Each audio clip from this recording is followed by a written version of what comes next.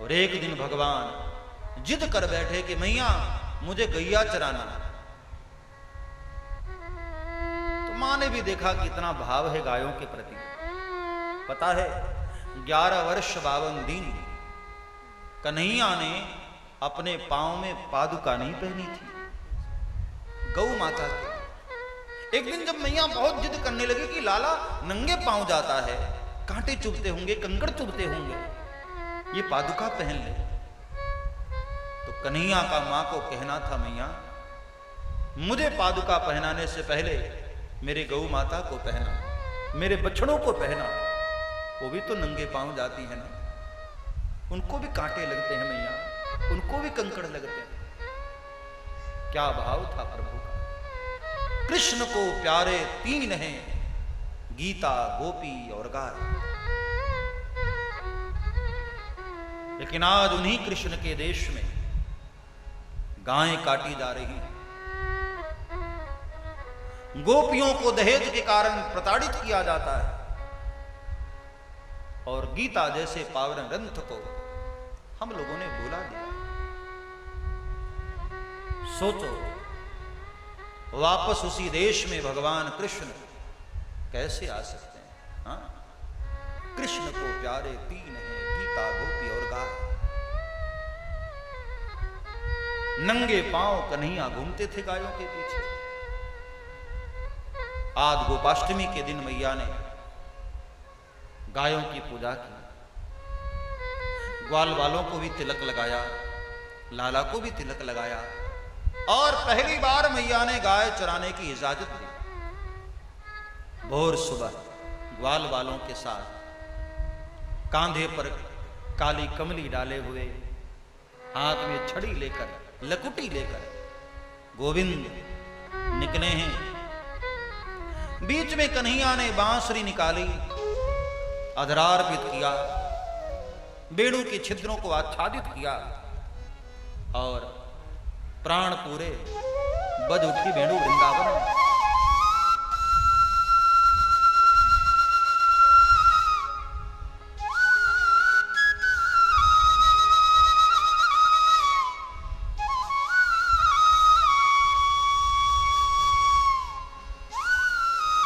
आगे आगे गायें, पीछे पीछे ग्वाल बाल, नंदलाल, दाओ भैया बांसुरी बजाते हुए आगे बढ़े। दिन भर गायों को चराते रहे। शाम हुई, सूर्य अस्ताचल को जाने लगे, पक्षी घरौंदे की ओर लौटे। आज मैया चिंतित हो रही थी, लाला आया नहीं अभी तक, बच्चा ही तो है, इतनी सारी गायों को कैसे संभाला होगा।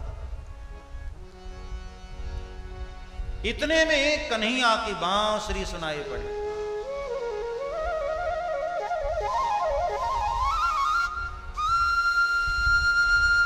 नंदलाल बांसुरी बजाते हुए चले आ रहे थे।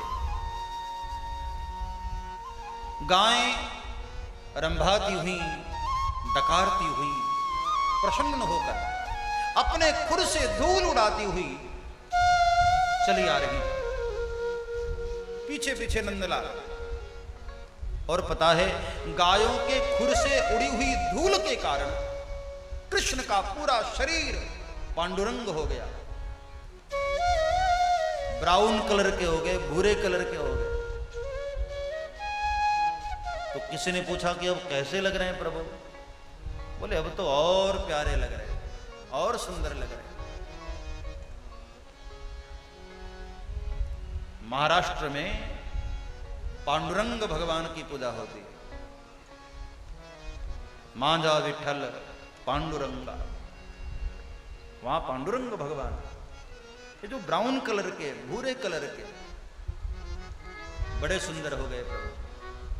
आए, लेकिन आज रात भगवान को नींद नहीं आई। विलोक्य दूषिताम कृष्णाम कृष्ण कृष्ण ही ना विभु तस्या विशुद्धिन मन विच्छन सर्पम तमुदवासय, काली नाग के कारण। यमुना जी के हृदय में आकर के काली नाग बैठ गया था, और जहां काली नाग रहता था ना, वो कालीदह के आसपास का पूरा जल विषैला हो गया था। कोई चिड़िया ऊपर से उड़ करके जाती, गिरकर मर जाती विष के कारण। कोई वहां का जल पी लेता, मर जाता। बहुत जहरीला जल हो चुका था।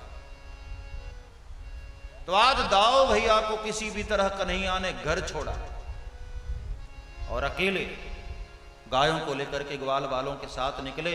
बीच में कन्हैया ने गेंद खेलने के बहाने कालीदह के सामने वाले मैदान में चले गए, और वहां नियम यह बनाया कि जो गेंद दूर फेंक देगा वही लेकर के आएगा। एक निश्चित सीमा थी, उस सीमा के अंदर रहे तब तो ठीक, सीमा से बाहर गई गेंद तो जिसने फेंका है वही लेकर आएगा। तो पहले तो कन्हैया पकड़ते रहे। जब कन्हैया के हाथ में बारी आई फेंकने की, तो कन्हैया ने सीधे गेंद उठाई और कालीदह में। मधुमंगल ने कहा, इधर आ, चल मेरी गेंद लेकर आ। कन्हैया ने कहा, अरे ऐसे गेंदे अपने बाबा से कहकर के मथुरा से बहुत सारी मंगवा दूंगा। बोले नहीं, मथुरा वाली नहीं चाहिए, यही वाली चाहिए मुझे, जिसको फेंका है तूने। कन्हैया ने कहा, दाऊ भैया नहीं आए हैं तो आज अकेले पकड़ डांट रहे हो।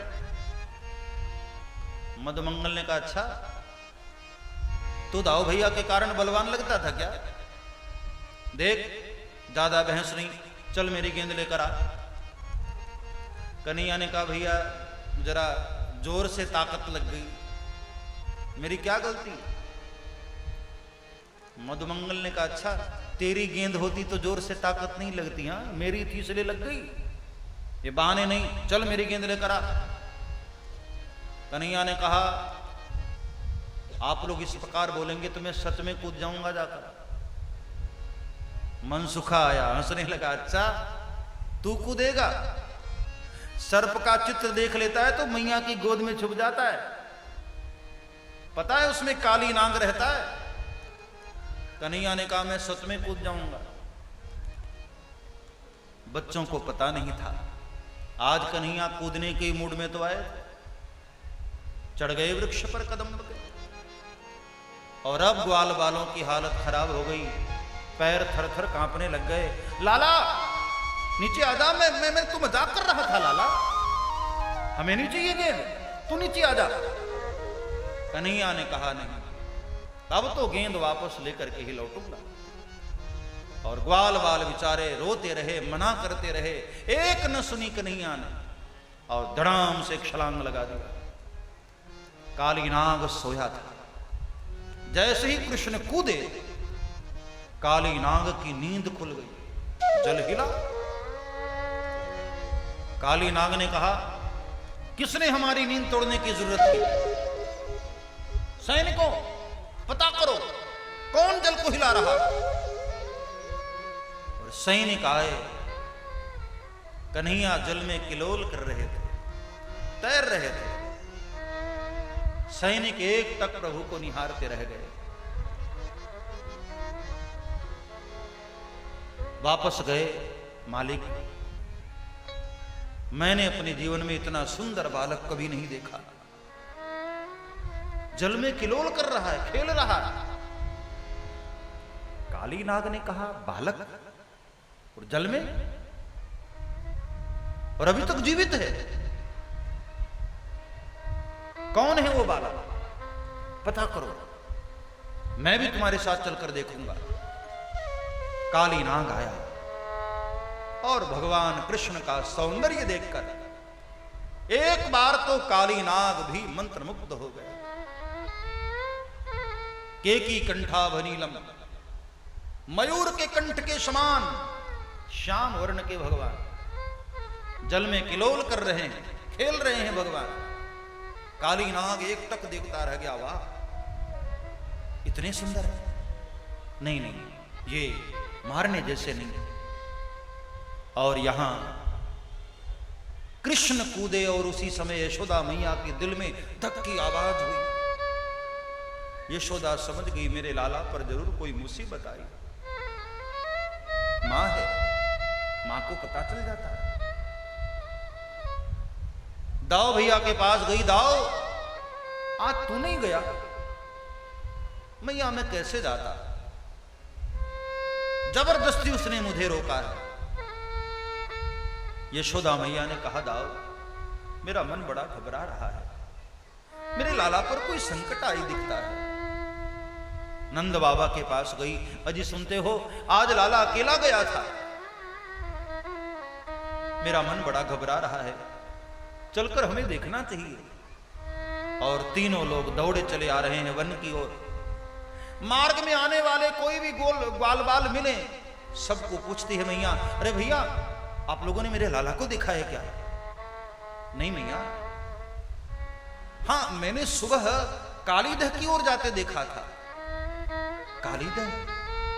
और ये सुनते ही मैया के पांव कांपने लगे। भागी मैया कालीदह की ओर, और यहां आकर देखा मधुमंगल, मनसुखा, श्री रामा, ये सब ग्वाल बाल रो रो करके बेचारे बेहोश हो गए। अरे मनसुखा, मेरा लाला कहां है? अरे श्री रामा, कोई कुछ बोलता क्यों नहीं? कहां है मेरा लाला? सारे बच्चे मां के चरणों से लिपट गए। मैया, कन्हैया कालीदह में कूद गया। और ये सुनते ही मैया मूर्छित तो होने लगी। दाऊ, मेरे लाला को बचा लो। पूरा ब्रजमंडल शोकग्रस्त हो गया। गायें, ग्वालबाल, पशु पक्षी, गोपीजन सब भागे आ रहे थे जमुना के तीर पर। आबाल वृद्ध वनिता सर्वेंग पशुवृत्तयः निर्जग मुर्गो कुलादीना कृष्ण दर्शन लालसा। पूरा ब्रजमंडल आबाल वृद्ध वनिता सर्वेंग पशुवृत्तयः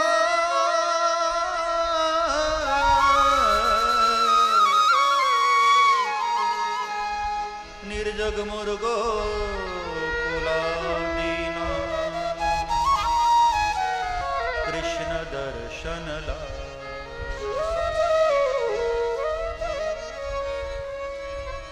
पूरा ब्रजमंडल काली देह पर एकत्र हो गया।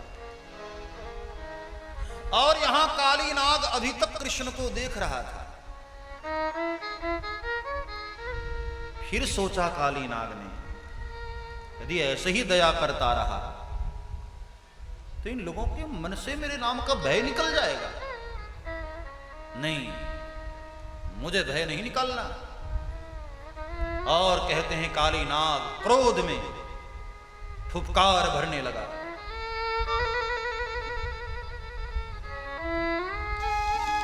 और कालीनाग फुफकार भरते भरते फना फैलाया।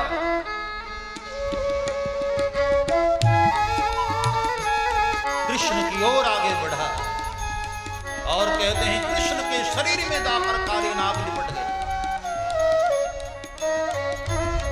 और कृष्ण को लपेट कर कालीनाग ऊपर लेकर आया। यशोदा मैया ने जब कृष्ण को काली नाग के पाश में लिपटा हुआ देखा, यशोदा मैया की हालत बिगड़ गई। दाऊ, देख मेरे लाला को काली नाग ने पकड़ लिया।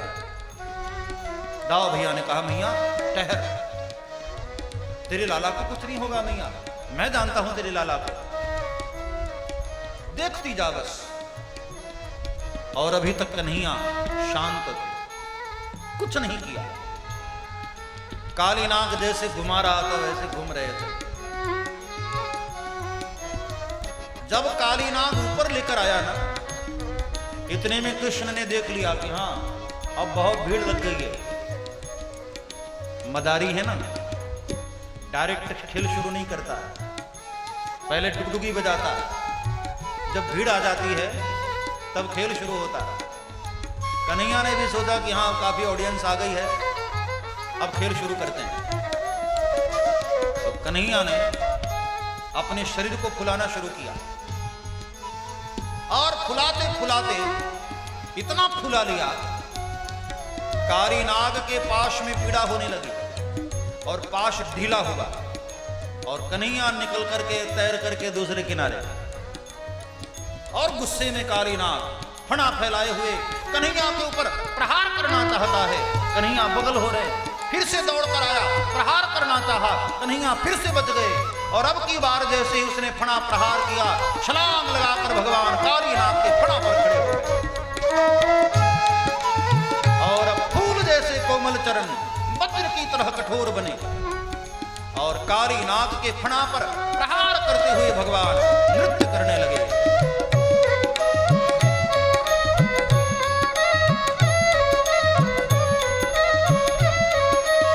आकाश में देवताओं की भीड़ लग गई, अप्सराएं, गंधर्व, देवता लोग सब खड़े हुए भगवान की लीलाओं का दर्शन करने लगे। नारद जी वीणा बजा रहे हैं, इंद्र मृदंग बजाने लगे और भगवान श्री कृष्ण मृदंग के ताल पर थिरकने लगे।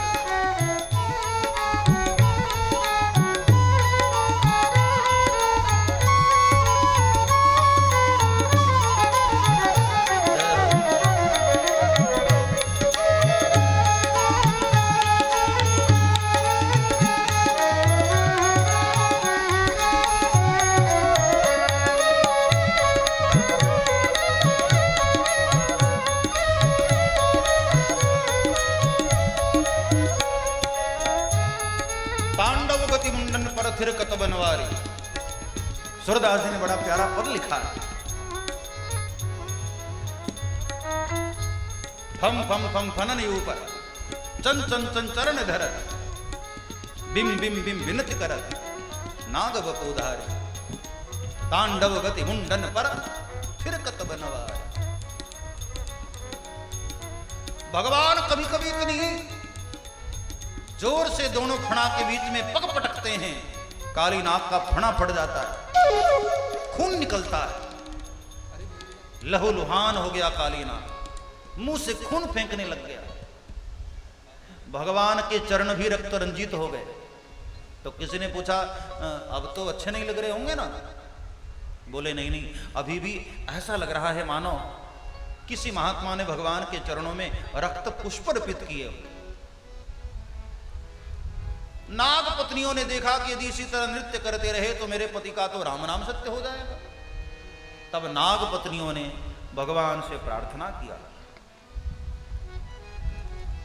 नाग पत्नी हो उच्च हो,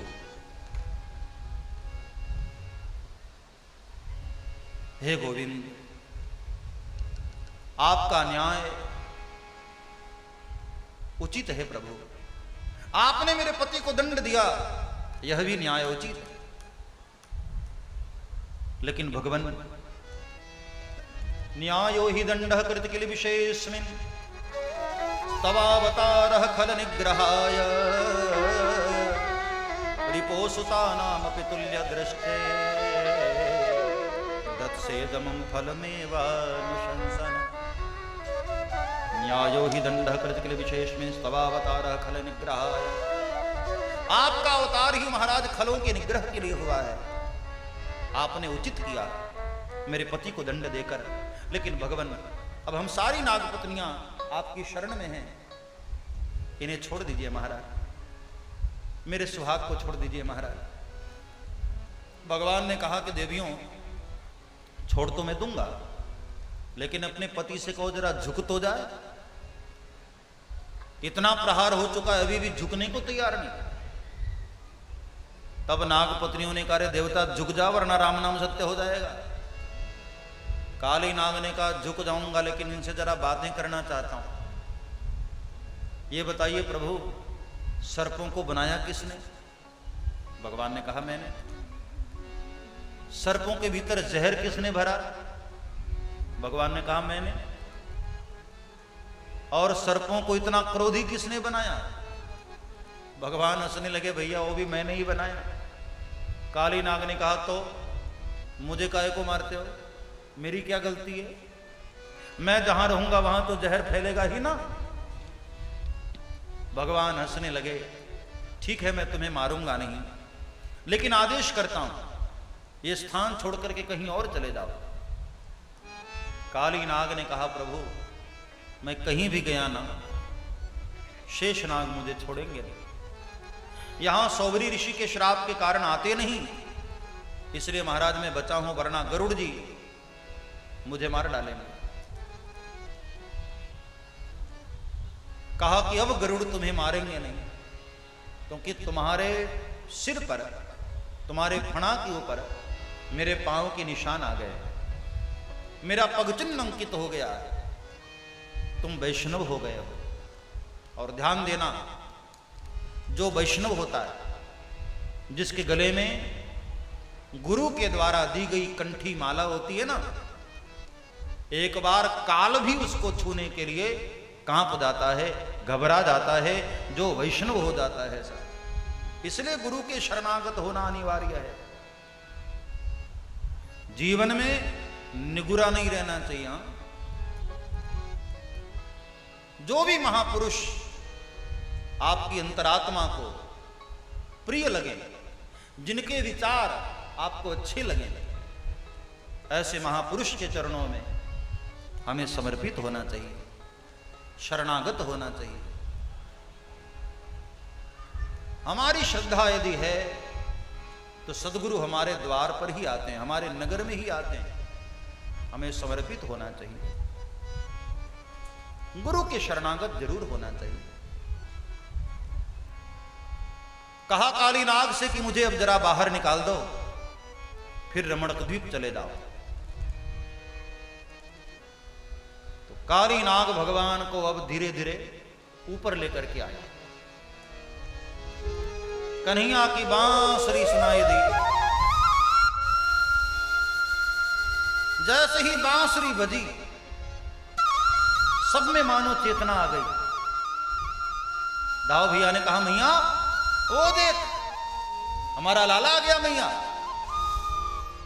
ग्वाल बालों ने, नंद बाबा ने, गोपियों ने, गायों ने, सबने कृष्ण का दर्शन किया। यशोदा मैया तो एकदम प्रसन्न हो गई। मैया ने कहा, लाला नीचे आजा, नीचे आजा, ये काली नाग है बेटा, खा जाएगा तुझे। कन्हैया हंसने लगे, मैया अब तेरे बेटे का चेला हो गया ये, अब ये नहीं खाएगा। छलांग लगा करके भगवान नीचे आए। यशोदा मैया ने तो दौड़कर अपने लाला को अंक में भर लिया, दुलार करने लग गई। बाद में ग्वाल बाल भी मिले।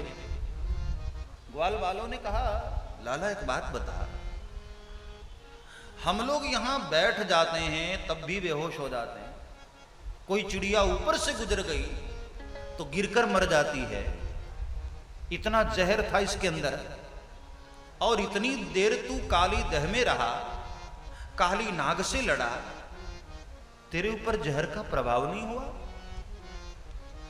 कन्हैया ने मुस्कुराकर कहा, भैया सीधी सी बात है, लोहे को लोहा काटता है, जहर को जहर काटता है। काली नाग के भीतर यदि जहर था तो मेरे भीतर भी तो था ना।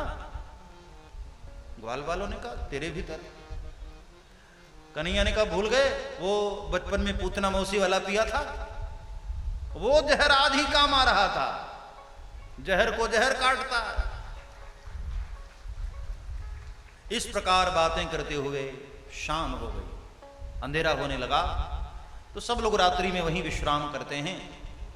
और रात्रि में अचानक वहां कालीदह के तीर पर आग लग गई, आसपास के पेड़ों में, वृक्षों में। तो भगवान ने दावाग्नि पान करके, अग्निपान करके सबको बचाया। बार बार गोविंद ब्रजवासियों की रक्षा कर रहे। धीरे धीरे धीरे गर्मी का महीना जो प्राणियों को अच्छा नहीं लगता है, लेकिन वहां तो स्वयं गोविंद थे ना। ऋतुनाम कुसुमाकर, जो ऋतुओं में वसंत हैं, जब जहां वसंत निवास कर रहा हो वहां ग्रीष्म का प्रभाव क्या होगा। गर्मी के महीने में भगवान ने 2 लीलाएं की, प्रलंबासुर का नाश किया, और भगवान की गायें जब मुंजारण्य में चली गई थी और लौट रही थी, अचानक फिर से आग लगी थी और भगवान ने पुनः दावाग्नि का पान करके गायों को और ग्वाल बालों को बचाया। सब्सक्राइब करें श्री चिन्मयानंद बापू जी के YouTube चैनल को और हमारे वीडियोस को सबसे पहले देखने के लिए बेल आइकॉन को दबाना न भूलें।